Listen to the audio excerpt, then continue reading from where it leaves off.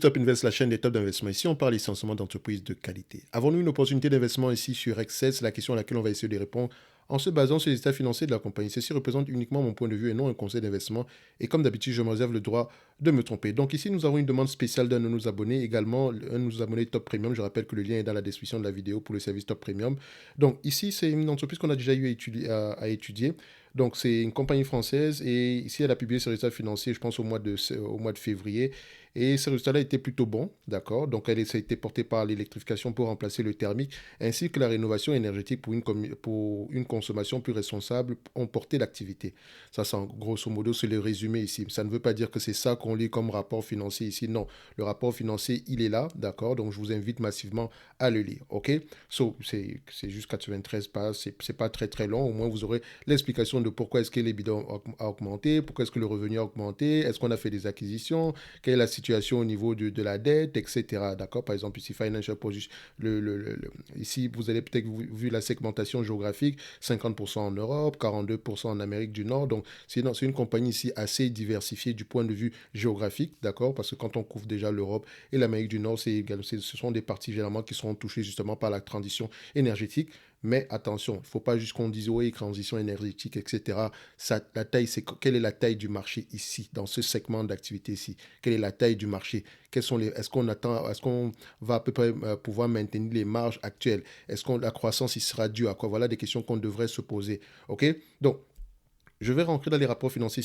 La dernière vidéo qu'on avait fait sur cette compagnie, si je n'étais pas. Voilà, pour moi, la compagnie était correctement évaluée sans plus. On était à 17 euros l'action. Aujourd'hui, on a 23 euros par là. Donc, vous pouvez déjà voir ici. Est-ce qu'on aura un changement par rapport à notre avis la dernière fois? On va essayer de le voir ici. Donc, comme d'habitude, hein, on regarde généralement ici la tendance des revenus. On regarde la croissance des revenus. Est-ce qu'on a des revenus stables ou croissants? Nous avons des revenus qui sont croissants ici. Mais vous pouvez déjà constater ici que là, c'est clairement voilà, c'est un boom littéralement. Ok, depuis à peu près 2021, ça explose littéralement. Pourquoi?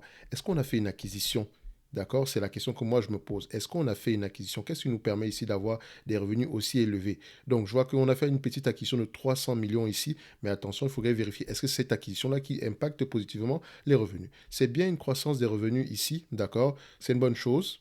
Mais il faut également voir, est-ce que les marges brutes suivent la croissance des revenus? Donc ici, nous avons des marges brutes qui sont également croissantes. C'est une bonne chose également. Ça peut être un petit 2%, mais c'est un petit 2% ici qui vaut de l'or. Pourquoi? Parce que ça nous permet ici de pouvoir voilà, maintenir des marges brutes en période d'inflation, des marges opérationnelles en période d'inflation. Quand vous remarquez ici, la marge EBITDA également, est-ce que la marge EBITDA augmente? On vous dit également oui. D'accord? Donc c'est une bonne chose. Donc vous pouvez voir ici que la marge EBITDA augmente au même niveau que le pourcentage de la marge brute ici, à peu près 2% en supplément ici par rapport à ce qu'on avait en moyenne. Mais vous pouvez également voir que ce n'est pas une entreprise qui avait des marges assez stables dans le passé. On avait une décroissance des marges. Mais il y a quelque chose qui s'est passé ici depuis à peu près 2018-2020 par là. Est-ce qu'il y a eu un nouveau management? Est-ce que le management, est-ce qu'il y a un nouveau management en place? C'est la question que je me pose. Parce que quand vous voyez ce genre de changement-là, bon, je peux comprendre que oui, on est peut-être sur un big trend, etc. Mais c'est pas, le big trend n'a pas commencé l'année passée. Vous voyez ce que je veux dire? Donc, le PDG Guillaume Texier est là depuis septembre 2021. Vous pouvez voir ici, est-ce que septembre 2021, bon, la hausse avait déjà commencé avant septembre 2021. Donc, peut-être également sur le travail qui a été effectué par l'ancien manager, l'ancien management. Est-ce que le PDG en question était déjà là avant? Est-ce qu'il avait un autre poste au sein de l'entreprise? Bref, voilà des questions que je me pose ici parce que le management est très important d'ailleurs pour toutes les compagnies, encore plus quand les marges sont très peu élevées. D'accord? Donc, en termes de revenus, qu'est-ce que je vais prendre ici? Vous allez voir ce que je vais faire. On va d'abord laisser les revenus de côté. On va aller sur les marges nettes présentement. Les marges nettes et les free cash flow, on va essayer de les comparer. Vous constatez que c'est une entreprise qui a généralement les marges de free cash flow plus élevées que les marges nettes. Ce n'est pas une erreur, en fait. Ce n'est pas parce que c'est une compagnie européenne. Ici, il faut faire attention. Vous savez que généralement, je prends les compagnies européennes, je prends toujours les marges nettes. Mais cette compagnie, si je prends les marges nettes, je vais me tromper. D'accord? Donc, je peux faire prendre ici les free cash flow comme la dernière fois. Tout simplement parce que les free cash flow ont l'habitude d'être plus élevés que les marges nettes ici. Et quand on regarde les free cash flow et qu'on essaye à peu près de les reconstruire un tout petit peu, de les ajuster, on constate que ces free cash flow-là sont réellement plus élevés que les net income. D'accord? Donc, on peut, voilà, la raison peut être, il peut y avoir plusieurs raisons par rapport à ça. Mais ici, par exemple, la dépréciation amortissement, par exemple, on déprécie à peu près 354 millions ici. Or, on dépense uniquement 130 millions en dépenses en capital. OK? Ça, c'est hors acquisition, etc. OK? Donc, ça veut dire que la dépréciation ici, le 200 millions restant ici va rentrer dans le free cash flow. C'est la raison pour laquelle il peut y avoir une différence ici de 200 millions chaque année, dépendamment de ce qui est déprécié ou pas. D'accord? Donc, je pense ici que je vais prendre les net income. D'accord? Parce que pour ce business-ci, si on prend juste les... Excusez-moi, je vais prendre les free cash flow. Parce que si je me base sur les net income en moyenne, hein, si je les prends ici en moyenne, disons, on sera aux alentours de 400 millions, de 200 millions par là, alors qu'en réalité, les net income sont peut-être ont 200 millions de différence. Donc, les free cash flow ont 200 millions de différence ici. Donc, ça dit que on sera aux alentours des 400 millions par là. D'accord? Donc, faites attention. Donc, je vais prendre les net income, je vais prendre les free cash flow ici. Donc, si je prends dans les free cash flow, vu que je n'ai pas les free cash flow ici en pourcentage sur ce site-ci, ce que je peux faire, je vous l'ai montré dernièrement ici. Vous prenez la moyenne sur à peu près sur la période la plus longue ici. D'accord? On va mettre all.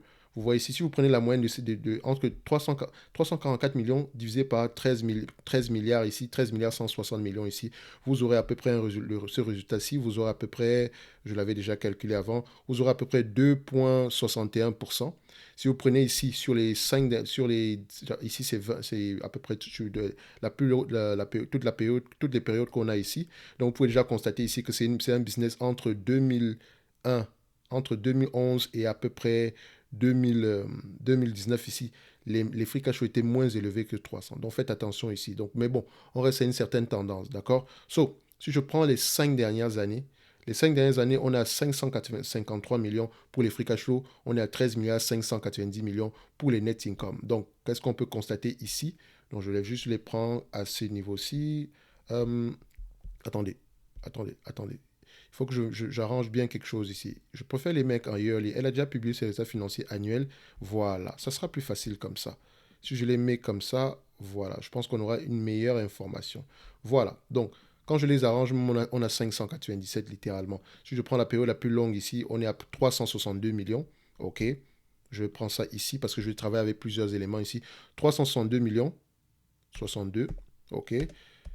Et si je prends ici sur les 5 dernières années, d'accord, on a 597 millions. 597 millions. OK.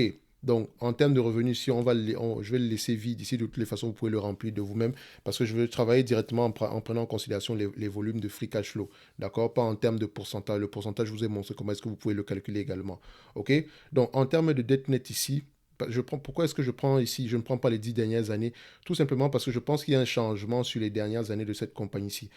Les 10 dernières années, c'est 347 millions. D'accord? Si on regarde bien ici, voilà, on est presque à ce qu'on avait précédemment ici. Donc ça sera ça sera la partie pessimiste, ça sera la partie optimiste. Et vous constatez que sur les dernières années ici, actuellement, nous avons 700 millions sur les dernières années. Donc, je préfère me protéger ici. Est-ce que le 700 millions est durable? C'est la question que je me pose. Vu qu'on n'a jamais eu ce genre d'informations par le passé, je préfère me protéger au maximum. Mais il ne faut pas oublier une chose. Il faut toujours prendre en considération ce que disent les analystes. Les analystes en termes de free cash flow s'attendent à combien dans le futur? C'est peut-être l'une des raisons pour lesquelles je n'ai pas pris les free cash flow ici. Admettons qu'on va en année N plus 3. D'accord? Donc 2026, on s'attend à avoir 592 millions. Donc, alors qu'on a 700 millions ici aujourd'hui, qu'est-ce qui s'est passé?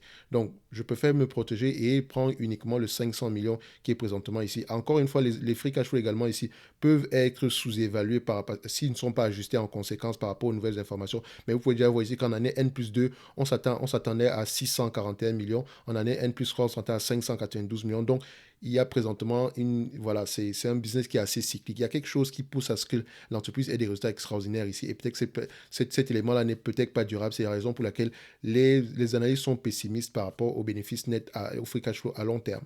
OK?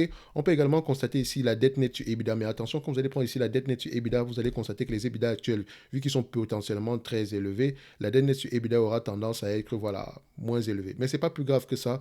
C'est assez gérable ici aujourd'hui. OK? Donc, moi, je vais passer directement ici à l'évaluation en prenant en considération maintenant le nombre d'actions. Donc, ça, c'est la dernière information qu'on prend généralement, c'est le nombre d'actions. 302 millions d'actions, généralement. On prend ici, on met 302, 302. La dette nette, en date d'aujourd'hui, je pense que la dette nette, on pourrait prendre ce qui est affiché ici. Il faut toujours aller vérifier la dette nette sur les rapports financiers. Donc, dette. Donc, je vais mettre ici dette. Voilà, on met ça là, on met ça ici. Ça fait 2 milliards 660, ok. s'il n'y a pas d'ajustement, bien sûr, 2 milliards 660. OK, je pense qu'on a tous les éléments nécessaires pour effectuer l'évaluation de cette compagnie-ci. Donc, pour nous aider ici dans notre évaluation de la compagnie, attention, est-ce que j'ai pris le nombre d'actions ici? Non, le nombre d'actions, c'est pas ça. Donc, je prends coupe X et je colle. Donc, ici, le PER moyen, je ne vais pas aller à plus de 15 fois les bénéfices pour cette compagnie-ci. D'accord? Je l'avais déjà mentionné sur la dernière vidéo ici. Je ne paierai pas plus de 15 fois les bénéfices pour cette compagnie. Je sais également que les free cash flow ont tendance à être plus élevés que les net income. Donc, si on prend ici les price to free cash flow ici, qu'est-ce qu'on obtient? Donc, price to free cash flow, vous voyez qu'on est aux alentours des 10. Je vais prendre à peu près la médiane. Alors, 11 fois les bénéfices sur les 20 dernières années. Sur toute la période ici, c'est 11 fois les bénéfices. Sur les 20 dernières années, 11 fois les bénéfices. Sur les 10 dernières années, 12 fois les bénéfices. Sur les 5 dernières années, 10 fois les bénéfices. Donc, vous ne savez maintenant pas si le marché prend en considération la dette ou pas. D'accord? Je pense qu'à ce prix-ci, le marché prend en considération la dette parce que ça revient à un rendement de 10%. Donc, ce que je vais faire ici maintenant, je vais sur le logiciel ici, Finbox. OK? Donc, je rappelle ici pour tous ceux qui veulent nous rejoindre ici dans la Top Newsletter ou dans le service Top Premium, les deux liens sont dans la description de cette vidéo-ci. Dans le service Top Premium, généralement, on partage les notes d'analyse ici. Également, deux entreprises qui sont sous-évaluées selon moi chaque mois. Et également, vous pouvez me demander d'analyser n'importe quelle entreprise. On le fait de manière quantitative. Je rappelle que ça, c'est une analyse quantitative. On présente les chiffres et l'analyse fondamentale, c'est faire parler les chiffres, c'est-à-dire que vous allez la compléter en lisant les rapports financiers. OK? Sur la Top Newsletter, on présente essentiellement ici les analyses sectorielles, comme ce qu'on a fait dernièrement sur le secteur des banques, pour tous ceux qui sont dans la Top Newsletter qui est totalement gratuite. N'oubliez pas également que dans tous ces deux services-là, les liens Discord sont totalement différents. Donc, j'ai deux Discord sur cette chaîne-ci. Donc, sur la Top Newsletter, sur le Discord qui est gratuit, donc pour toute la chaîne ici, vous pouvez y avoir accès. Et également, pour le service Top Premium, vous avez également un Discord à l'intérieur. Donc, pour effectuer l'évaluation ici, je viens sur Finbox. Donc, vu qu'on a pris 15 fois les bénéfices, 15, 15, 15, 15, ici, le premier niveau ici, la rentabilité, on était à 362 millions. D'accord? Donc, je prends ici 362 millions d'euros. Et le deuxième niveau ici, c'est 597. OK? 597 millions d'euros. Donc, la moyenne, c'est les 5 dernières années. Et ça, c'est la moyenne sur toute la période qu'on a présentement sur cette compagnie-ci. D'accord? Donc, plus ça, je pense que ça date, c'est plus de 20 ans. Donc, ici, je mets ça à 0. Voilà, donc à 15 fois les bénéfices ici, moins la dette nette divisé par le nombre d'actions, donc à peu près le nombre d'actions ici, est-ce qu'on a le bon nombre d'actions? 302, c'est à peu près correct ici. Divisé par le nombre d'actions, on aura à peu près 9 euros l'action, 9,33 €. À 15 fois les bénéfices, à 587 millions d'euros, à 15 fois les bénéfices, on aura 20,96 €, presque 21 euros par là. OK? Donc si on prend maintenant, disons, admettons qu'on est trop optimiste et qu'on prend peut-être en considération ce qu'on a eu ici sur la moyenne sur disons, les 3 dernières années. D'accord? Admettons que les 3 dernières années, c'est assez élevé quand même. Donc, les 3 dernières années ici, on a eu des free cash flows aux alentours de 608 millions, 608,4 millions d'euros ici. Donc, je mets ici 608, 608,4. Donc, admettons qu'on est trop optimiste, on sera à 608 ici. Bon, c'est à peu près la même chose ici. Donc, on sera à 21,53 € ici. Donc, ce qui me permet de dire que cette compagnie-ci, en date d'aujourd'hui, ce n'est pas une opportunité d'investissement. OK, voilà, à la limite, c'est correctement évalué. C'est un peu plus élevé que ce qu'on avait précédemment ici, mais bon, ça ne change pas grand-chose. Entre 17 et 21, c'est pas un grand bond également. Mais il ne faut pas oublier une chose. Ça, c'est en prenant en considération la dette. Parce que le marché ici ne prend pas en considération la dette. Si cette entreprise, si vous discutez la totalité des bénéfices nets ici, d'accord, admettons que notre scénario pessimiste ici, c'est 362 millions. Donc 362 millions divisé par la capitalisation boursière actuelle, 7 milliards 110 millions ici, vous aurez un rendement de 5%. Donc ce qui me permet de dire ici que le dividende ici, il est safe, même en prenant en considération le free cash flow minimum ici là. OK? Donc si on prend le free cash flow disons, de 597 millions ici, divisé par la capitalisation boursière actuelle, d'accord, on aura un rendement aux alentours de 8,39%. Donc le tout ici, c'est de se poser la question de savoir, est-ce que ces free cash flows-là sont durables? C'est la grosse question. Parce que si les free cash flows sont durables et qu'on reste au moins sur une moyenne de 597, au moins sur les 20 prochaines années en moyenne, je dis bien en moyenne, on aura peut-être une opportunité d'investissement ici. Donc ça dépend vraiment ça dépend vraiment de la réponse à cette question-là. Est-ce que les marges sont durables? C'est la question qu'on devrait se poser. D'accord? Moi, ici, il fallait que j'achète cette compagnie-ci, je vais l'attendre à 360, aux alentours d'une dizaine d'euros ici. D'accord? Elle ne va pas m'intéresser avant. D'accord? Avant, j'étais à 7 euros, mais là, on va aller à peu près aux alentours de 10 euros par là. Je vais l'attendre. Je pense que je serai à peu près à ce niveau-ci. d'accord? À ce niveau-ci, je vais l'attendre à ce niveau-là. Tout simplement parce que je sais qu'il y a enfin, je n'aime pas utiliser le terme certitude, mais il y a de grandes chances qu'on rapporte au minimum 362 millions. OK? Donc, en attendant, si le marché me présente cette entreprise-là à ce prix-là, je pourrais peut-être réagir. Mais ici, maintenant, voilà.